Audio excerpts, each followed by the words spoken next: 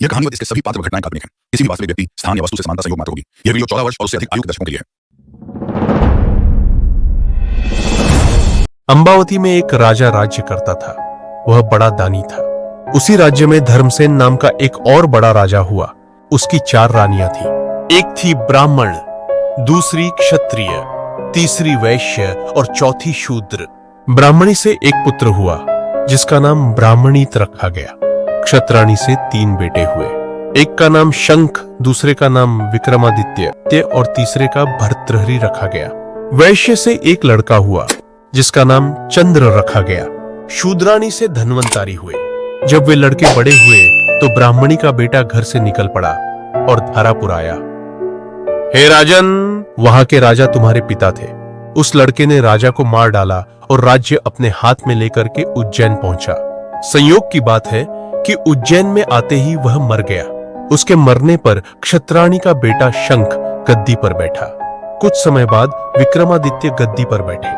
एक दिन राजा विक्रमादित्य को राजा बाहुबल के बारे में पता चला कि जिस गद्दी पर वह बैठे हैं वह राजा बाहुबल की कृपा से। पंडितों ने सलाह दी कि हे राजन, आपको जग जानता है, लेकिन जब तक राजा बाहुबल आपका राज तिलक नहीं करेंगे तब तक आपका राज्य अचल नहीं होगा। आप उनसे राज तिलक करवाओ। विक्रमादित्य ने कहा, अच्छा। और वह अपने ज्ञानी और विश्वसनीय साथी लूतवरण को साथ लेकर वहां गए। बाहुबल ने बड़े आदर से उसका स्वागत किया। 5 दिन बीत गए।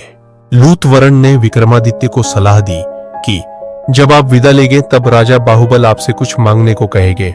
राजा के घर में एक सिंहासन है जिसे साक्षात महादेव ने राजा इंद्र को दिया था और बाद में इंद्र ने बाहुबल को दिया। उस सिंहासन में यह गुण है कि जो उस पर बैठेगा वह 7 द्वीप नवखंड पृथ्वी पर राज करेगा। उसमें बहुत से जवाहरात जड़े हैं। उसमें सांचे में ढालकर 32 पुतलियां लगाई गई हैं। हे राजन, तुम उसी सिंहासन को मांग लेना।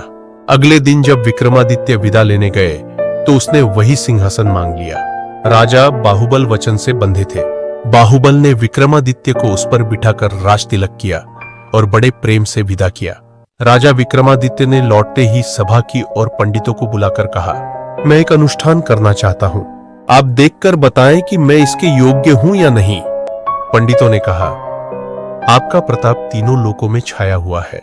आपका कोई बैरी नहीं। जो करना हो कीजिए और अपने खानदान के सब लोगों को बुलाइए। 1.25 लाख कन्यादान और 1.25 लाख गायें दान कीजिए। ब्राह्मणों को धन दीजिए।